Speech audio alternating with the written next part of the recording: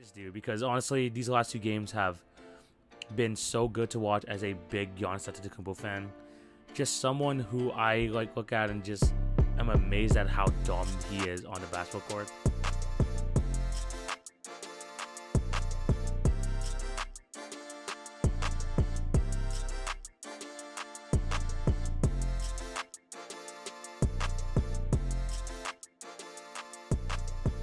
Hello and welcome to the Tuesday, July 13th edition of the TV on Basketball Podcast with your host, TV.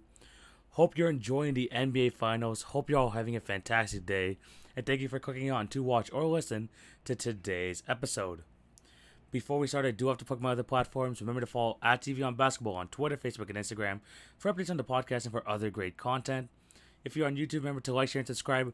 Hit the notification bell so you won't miss an episode. And for all my podcast listeners, remember to subscribe and leave a review if you're on Apple. And just show your love in any way possible on Podbean, Anchor, or Spotify. Thank you guys for all the support. Over 3,000 downloads on the podcast. Almost 40 subscribers on the YouTube. Thank you guys so much for all your support. I know I haven't been as active on the social medias as I would like. But I'm back working. I'm also going to go back into another job soon. So that's just an extra layer to it. It's been kind of hard to manage all this, but I always got to talk some NBA basketball, especially because it's the NBA Finals, and now things are getting started. I got to still put out some NBA content, but as you can see by the production of my Instagram page, it's definitely going down. But I will definitely try my best to continue and do 2 episodes a week at the very least. And once the NBA Finals is over, I'm going to try and get a more concrete schedule as well for podcasts. So it's not like sporadic all over the place because the only reason I'm doing these episodes in so many different areas is because I want to catch it after games. I want to talk about a certain amount of games and stuff like that. So, I got to do what I got to do. I got to manage my time better, but I'm still here. I'm here to provide you an episode. And, man, do we have a lot to talk about. We're going to talk about Game 2 and Game 3 of the NBA Finals, and also going to preview Game 4 and also discuss some things at the very end, just some other news just around the NBA. But, yeah, there's a lot to talk about. Again, thank you guys for all the support. Hopefully I can get a more consistent posting schedule very soon. And yeah, as you could tell, with my job now, I'm working with children. I'm a camp counselor now, so you could tell by my voice it's a little bit, different. But I'm still trying to bring the energy and still try to talk some energy because, man, these NBA Finals have been awesome. And yeah, going to be a lot to talk about. So without further ado, I'm going to quit a little rambling on before I talk about my job too much. Let's just get right into Game 2 because, I didn't get to talk about it last week. So we're going to start with Game 2. We're going to talk about the Suns winning this game 118-108. It was just it was the battle of, not even the battle of the supporting cast, but the difference in this game was the supporting cast tilting in the Suns' favor compared to the Bucks. Because when we look at the Phoenix Suns box score, you had Devin Booker going for 31 points. He was fantastic, especially from 3, 7 for 12. You had 23 points from Chris Paul. You had 11 points from Jay Crowder. And they also got 27 points from Mikal Bridges, which was absolutely fantastic. Compared to the Milwaukee Bucks, Giannis, for a guy coming off a hyperextended leg, just played absolutely phenomenal. 42 points, 12 rebounds, 4 assists. But the problem was his second best player this game was Pat Connaughton, and when that is the case, it's going to be really hard for the Bucks to win. And look, they tried keeping it close, but it just wasn't enough because they got Chris Middleton shooting 5 for 16, 11 points, and Jrue Holiday 17.7 assists is okay, but 7 for 21 shooting is not good. And there's quite a bit to unpack in this game, and mostly from the Milwaukee side of things because Giannis, someone who I had concerns going into the playoffs, into this finals about his health, looks completely fine. Looks very healthy. He's been playing absolutely out of this world, and we're going to talk more about that in Game 3. And he put everything on the line, not only offensively, but on the defensive end, which was insane. Someone that can go 100% on both ends. You don't see that much in the NBA. If you look at the top guys, when Westbrook won MVP, he had to kind of tone it down on the defensive end. LeBron, nowadays he's got to take some plays off on the defensive end so he could be at his very best on the offensive end. Same thing with Kevin Durant, yada, yada, yada. But with Giannis, it's rare to find someone who plays this well on both ends, and it's it took a lot out of him, and he just needed even a little bit of help in this game, and he couldn't. And that was basically just the story of the game, because the Bucks were behind, but they were never out of it. And this is like one of the things I kind of took away from this game. Like, you got Giannis, especially in the third quarter, 20 points in that quarter. Only, I think this is the first player since Michael Jordan in the '93 finals, funnily enough, against the Phoenix Suns, where a player scored 20 points in a quarter in a finals game. Giannis is the first person since Jordan. I mean, just gotta take that in. I mean, that's just incredible. And look, he did everything he could. I mean, I think the smallest lead, like in terms of like when the game mattered, was like a 5 or 3 point game. But once Giannis got off the court, man, it was ugly. I know, like, Giannis kind of started cramping up there in the fourth quarter, and he left, and then you got, that possession where the Suns had like 3 offensive rebounds leading to a Chris Paul 3. You had a Devin Booker 3, and then it just ballooned up to a 10-point game again. And look, it was just bad all around. And the thing is, with this game, I mean, they won the Giannis minutes. Giannis was a +3 on the court. But when Milton was on the court, -15. When Holiday was on the court, a -3. Not too bad, but still, like, he was a negative on the court. And Giannis just needed a little something. And he just couldn't get it. He just could not get it in this game. Compared to the Suns, I mean, I talk about the Bucks supporting cast. I mean, Chris Milton just refused to shoot in the second half, only 6 shots.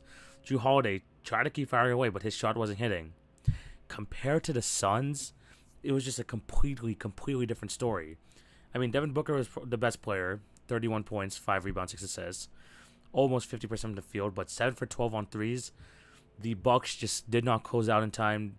I mean, that's part of their defensive scheme, like letting some threes, but man, Devin Booker got some open ones. So you had that going for them. Yeah, Chris Paul still playing good, although with the 6 turnovers. But then when you got Mikal Bridges playing as like a top 3 guy on your team at the moment, with Chris Paul playing that way, and Devin Booker, it's over. The Suns win. And this is what I'm talking about in terms of supporting cast. Because DeAndre Ayton, 10 points, 11 rebounds, he was fine. It wasn't like a game 1 where he was like 22 and 19. But he was fine. But then when you got Mikal Bridges stepping up for 27, Jay Crowder, 11 points, and I seen the stat, I think it was from like Rob Lowe on Twitter, where or something like that, one of the NBA writers, who said that the Phoenix Suns are undefeated when Jay Crowder's over 10 points. I mean, these sort of little things. I mean, well, 10 or like not undefeated anymore, but because of Game 3. But these type of things. I mean, they're getting help from the supporting cast, and it just it's just so different to the Bucks. I mean, I don't even talk about the 8 points from Cam Johnson, who has been fantastic for them all playoffs long. I mean, Monty Williams trusts his guys, and they are producing. Then you got those two max contract guys over there in Milwaukee, and they're not producing. It just kind of hurts, because Giannis is putting out everything on the court, even if he may be hobbled, even if he may be injured. It just isn't the case, and that's just honestly unfortunate. But the Phoenix Suns, they're getting everything they wanted. Their crowd was rocking there at in Phoenix. I mean, the camera angles, some of the guys that they put on camera were very, very interesting characters. But you could just tell that the Suns fans are hyped. The Suns players are feeding off of them. And they are playing extremely well with Chris Paul leading the way. They hit a bunch of threes in this game. And look, their third guy, DeAndre Ayton, did not even play great, but they still got, Mikal Bridges going off for 27. I mean, that's just insane. I still cannot believe that the Philadelphia 76ers traded away this guy for Zaire Smith and what? I think it was like an extra first-round pick. No. The 76ers could have really used a Mikal Bridges right now. Plus, his mom worked in the organization. Oh, my goodness. But he's just played great. He's definitely an unheralded star for this Phoenix team, because he is also one of their best perimeter defenders. And if he's giving you like 27 points, not just from the inside, from the mid-range area, from the outside, him just being comfortable with a shot, you just got another element to the Suns that it's just going to be really, really hard to stop. And when supporting cast isn't really helping him, it's going to be an easy victory for the Phoenix Suns. And yeah, this is just really good for the Phoenix Suns, and this is what's led them to a 2-0 series lead. In the NBA Finals, I mean, they protected home court, and the age-old saying, the series doesn't start until the home team loses. It's still, it still hasn't happened, because in Game 3, the Milwaukee Bucks were basically in a do-or-die scenario, because if they lose Game 3, It's not a matter if the Suns will win. It was a matter of when. And Milwaukee kind of erased that doubt right away. They they knew that they had to come up with energy, and they dominated, winning this game 120-100, protecting their home court for the time being. And look, the supporting cast from the Milwaukee Bucks in this game, the one that I was bashing in Game 2, finally showed up. I mean, Giannis. Okay, we're gonna get to Giannis later because he was just another phenomenal performance. But you got guys like Brook Lopez, 11 points, 21 points from Drew Holiday, 18 from Chris Middleton, even 11 from Bobby Portis. And look, 4 for 12 shooting is not the greatest, but this guy's energy, this guy was feeding the crowd there in Milwaukee. I've heard this like the second or third time this playoffs where you keep hearing the Bobby, those Bobby chants, and you could tell that he's becoming a little cult hero there in Milwaukee. And not just the fans, but the players just feed off of Bobby Portis' edge, his energy.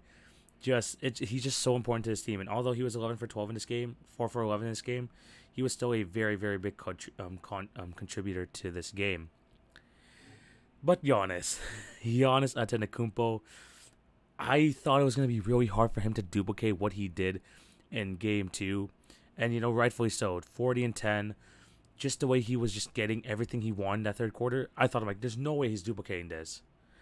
Well, in Game 3, this guy had a 41 point, 13 rebounds, 6 assist performance. The third person in NBA history to have back-to-back 40 and 10 games in the NBA Finals. Right next to LeBron, right next to Shaq. He is in that class, and he is absolutely dominating the Phoenix Suns. And look, I think the Milwaukee Bucks might have found something here. Because I mentioned it in the episode with Juan last week from the Max and Juan cast. You should definitely go check that out. I discussed how with Dario Saric going down with injury, and the fact that they're barely playing Frank Kaminsky because, he's big, but he's not a defender. I mean, they got to play a lot of Torrey Craig at the 5. So I was like, if they get any sort of foul trouble on DeAndre Ayton, it's going to be a problem for the Suns because they're going to be forced to use a Frank Kaminsky, forced to use a Torrey Craig at center. And it's just going to create so much problems against a Milwaukee Bucks team who would love to just be inside all the time. Like with Giannis, with Bobby Portis, just completely punishing you inside. And for the first time in a while, we saw DeAndre Ayton get into foul trouble. He hasn't done a lot of that. We've talked about in previous series that, if you fouled out DeAndre Ayton, or just get into foul trouble, it's going to really hurt the Suns' momentum. And he's been really good thus far in the playoffs of controlling his foul situation. But in this game, it was a completely different shift, and the Bucks took advantage, especially because the Suns, although they were getting a lot of good offensive production from that small ball lineup, with Cam Johnson, Mikal Bridges, Cam Payne, Devin Booker, and Chris Paul, they just couldn't secure the defensive rebound. They couldn't play defense against all these cuts that Milwaukee was doing, either sending Giannis to the rim, sending PJ Tucker, Brook Lopez, Drew Holiday, just anyone. They just couldn't finish off defensive possessions because the Bucks are just too big. They are just too big, and once you take DeAndre Ayton out that court, it's just easy pickings for Giannis. And you could tell he was getting inside. He was hitting some fadeaways, some hook shots, just dominating offensive rebounds. He was just absolutely fantastic. Absolutely fantastic this game. But I do not want to give all the credit to the Milwaukee Bucks for winning because compared to the other games in the series, the Suns had a rough night. They really did. I talked about DeAndre Ayton going to foul trouble. That's the reason he only played 24 minutes. But before that, he was good. It's 18 points, 9 rebounds, 8 for 11 shooting from the field. He just got into foul trouble. And he really just couldn't get into his groove because it's just so much pressure on the inside that he is heavily relied on. And once they get past Jay Crowder, they get past Mikal Bridges. DeAndre Ayton is asked to do a lot without fouling. And sadly in this game, he got a majority of the fouls. But although he was playing good, even Chris Paul was playing good, 8 for 14 shooting, 19 points, 9 assists. Their best player, in my opinion, in this game was Jay Crowder. He was. This is the first game in the entire playoffs where Jay Crowder scores over 10 points and they lose. And because he had 18 points in this game, 6 for 7 from 3. He was hitting shots. He was doing his thing. But the problem was, the star players, mostly in particular, Devin Booker, just didn't show up in this game. He just didn't. And look, I'm not gonna just bash him a lot. I mean, a 10-point game is a 10-point game. It's bad. It's a pretty bad game, but people have their moments. People have these kind of moments. Devin Booker had his moment in the playoffs. I mean, he just looked really pissed on the sideline as well that he couldn't really get things going. 3 for 14 shooting, 1 for 7 on threes. It was just a rough performance for the Phoenix Suns in this game. And a big part of it, I mean, I talked about Jay Crowder hitting the 6 threes. Remove that from the Phoenix Suns, and you have them shooting 3 for 25 on threes, which is 18%. And look, as much as the Bucks played well, and I'm not taking away anything from them, the Phoenix Suns were just off this game. They were just off, and it happens like that. It just happens. But it's not really how they played this game, but it's how they're going to respond. I mean, Giannis was just dominating all game, and this is a guy on a bum leg, but he's still dominating, looking like the best player on the court by far. I mean, he was just absolutely fantastic. Well, how are the Suns going to counteract that? It's going to be really, really tough for them, especially because with their lacks of bigs, which if the Bucks stick to the game plan, they can really expose the interior of the Phoenix Suns. But yeah, before we move on to the Game 4 preview, I just want to talk about Giannis for a bit. I just do, because honestly, these last 2 games have been so good to watch as a big Giannis Antetokounmpo fan. Just someone who I look at and just am amazed at how dominant he is on the basketball court. But not only him being dominant, but how much hate he gets as a superstar. I mean, sure, he doesn't have the dribble moves. Yes, he doesn't have the go-to mid-range or three-point bucket that some of the top stars in the league do. But we found this era Shaq. And look, I'm not going to compare legacies, none of that. But even Shaq called it a few years ago. Giannis is Superman. He wasn't going to give it to Dwight Howard, but he was happy enough to give it to Giannis. And in this final series, he is showing why. With his dribbling ability, with his length, and the fact that he can just grab rebounds and just go up so quickly on that second jump, being so dominant on the offensive and defensive end, it's tough. I mean, how do you not put this guy in the top 5 players in the NBA right now? Like I said, he doesn't have that shot creating abilities that some of these other superstars have, or these other top 5 players. But so, Shaq never had that perimeter game, and people have no complaints about him saying, "Oh, he doesn't have skill and stuff." But Giannis has the dribbling abilities, and he's using that to his advantage in order to dominate, which the Suns just cannot handle right now. And him putting continuous pressure on the rim helps open up things for guys like a Pat Connaughton, a Drew Holiday, a Chris Middleton. He is so important to his team, and people saying that whole thing with Chris Middleton being more valuable in the past, no. Giannis is the guy.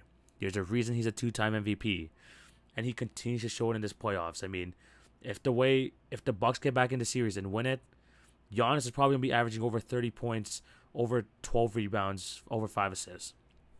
He is just an unstoppable force that it's going to be hard for me to think how the Phoenix Suns are going to stop this. I really do think it's going to be a very tough task.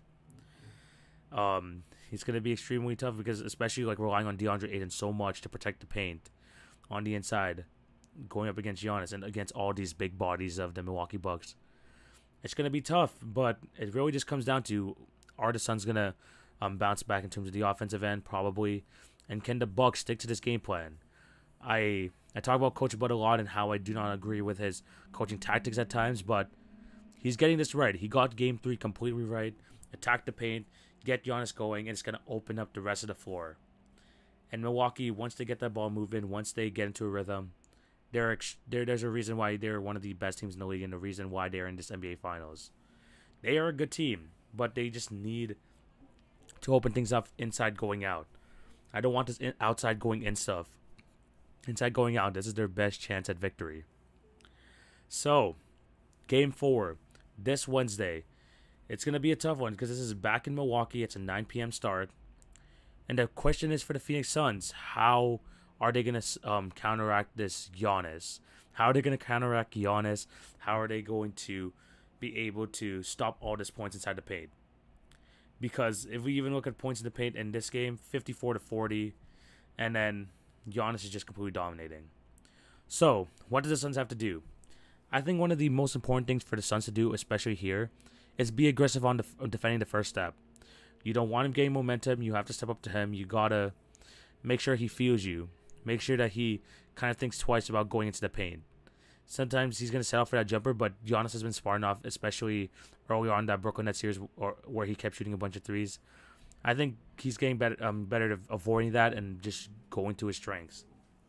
The Phoenix Suns, another thing for them to win this game is just get their offensive guys rolling. It was a rough game for the Phoenix Suns. You're not going to get many 3 for 14 games from Devin Booker. I'm going to tell you that right now.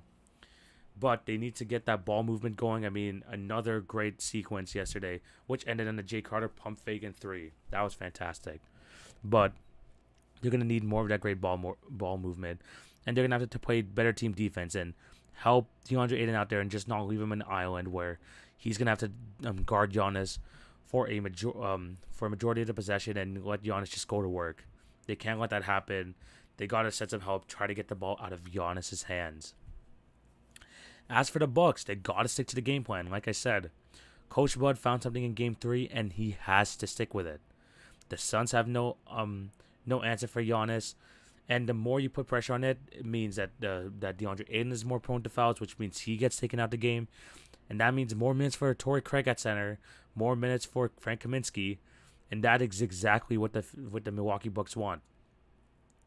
Another thing they gotta get going is that the Phoenix Suns cannot have 3 of the 4 best players on the court. Sure, Giannis could be the best player, but if the next 3 best players are like Aiden, Chris Paul, and Devin Booker, they're not winning this game. So, in order for the Bucks to win this one, Milton needs to step up and be one of those top 4 players on the court, or Drew Holiday. Maybe you might get a Brook Lopez game. Who knows? But they need someone to be in the top 4 of players in that game in order for them to win, because Giannis is either going to be number 1 or 2. We're already expecting that, but who is going to be the other guy to step up?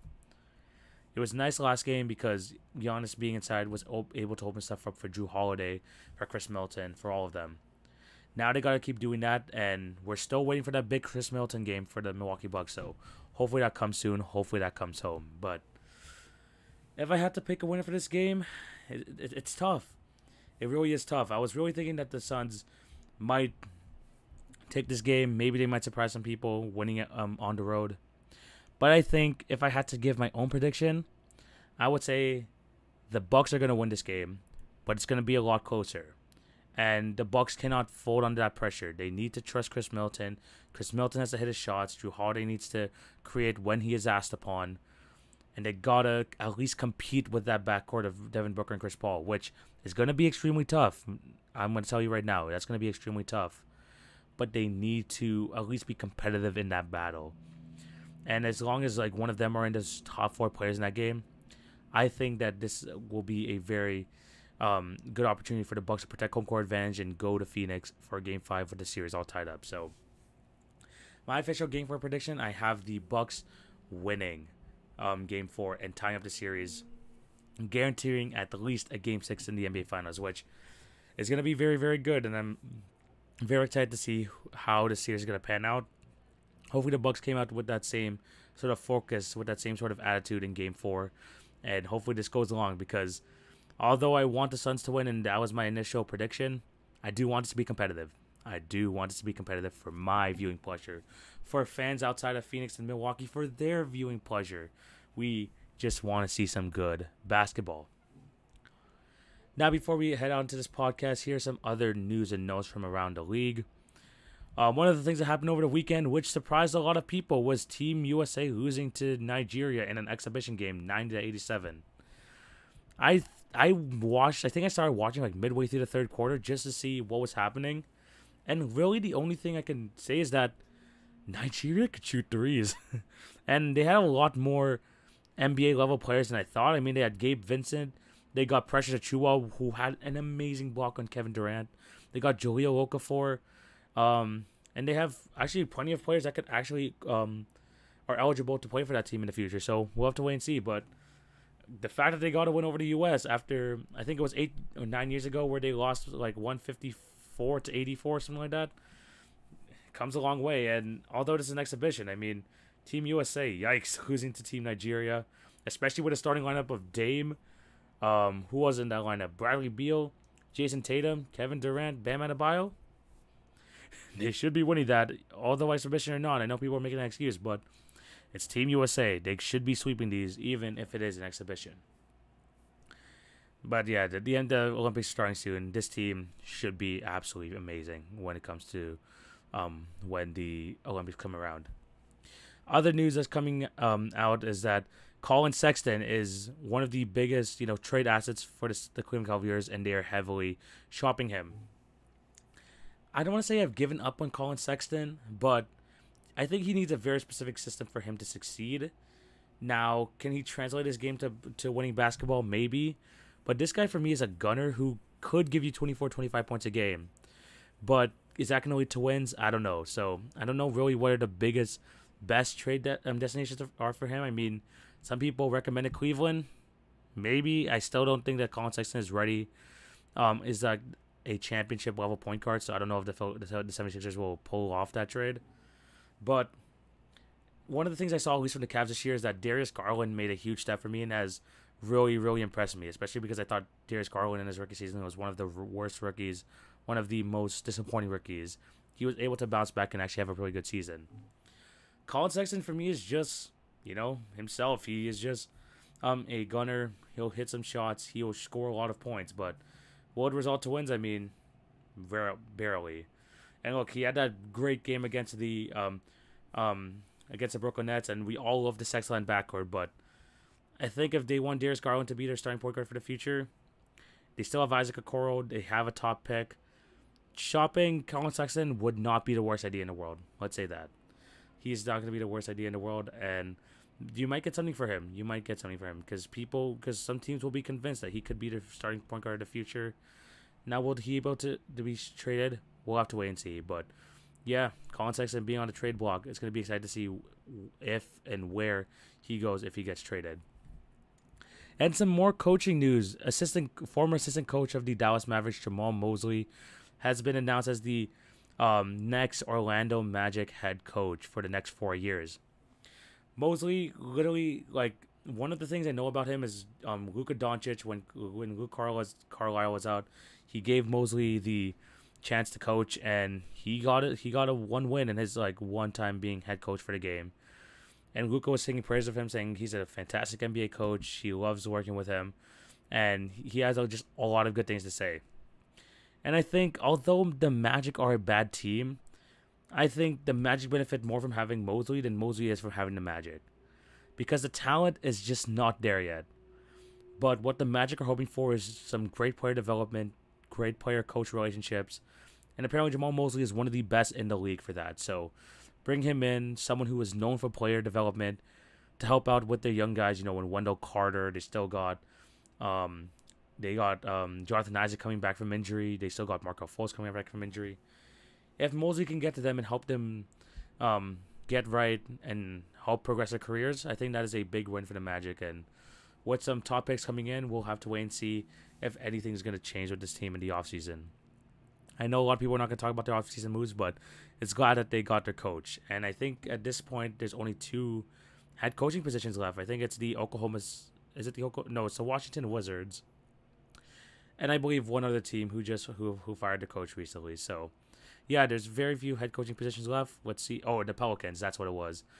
Yeah, I'm happy for Jamal Mosley. Let's see if he can, create some progress in a Magic team, which, let's be honest, hasn't been relevant since Dwight, and then before that hasn't been relevant since Shaq. Only 2, I think only 1 or 2 finals appearances in their entire franchise's history. They're looking to progress, and then hopefully Jamal Mosley can help with that. But yeah, those are all the news and notes for today. That's all the NBA playoff basketball talk. Let me know down below what you guys think of the finals so far. Are you guys enjoying them? I mean, ratings might be down, but honestly, I'm loving the finals right now. Hopefully the Bucks can bounce back. And just let me know if you have any thoughts on any of these other news and notes going around from around the league. But I think this is where we're going to end today's episode. Thank you guys for watching or listening. Remember to show love on all the podcast channels. Like, share, and subscribe if you're on YouTube, and hit the notification bell. And also remember to follow @TV on Basketball on Twitter, Facebook, and Instagram for some awesome content. Again, I don't know when the next episode will come out, but for sure it'll happen. Hopefully after game 4. I might do like another one like after game 5. Maybe I might review those 2 games as well, depending on the news around in the NBA. But I will definitely be having it in less than 7 days for sure. My next episode, so be on the lookout for that. Gonna still try and post on Instagram, on TikTok, just some other things so I can give you some short, quick thoughts. But in terms of a podcast, expect it in the next 7 days for sure. Maybe I might do it after the game 5. Maybe the championship is done, but wait and look out for that.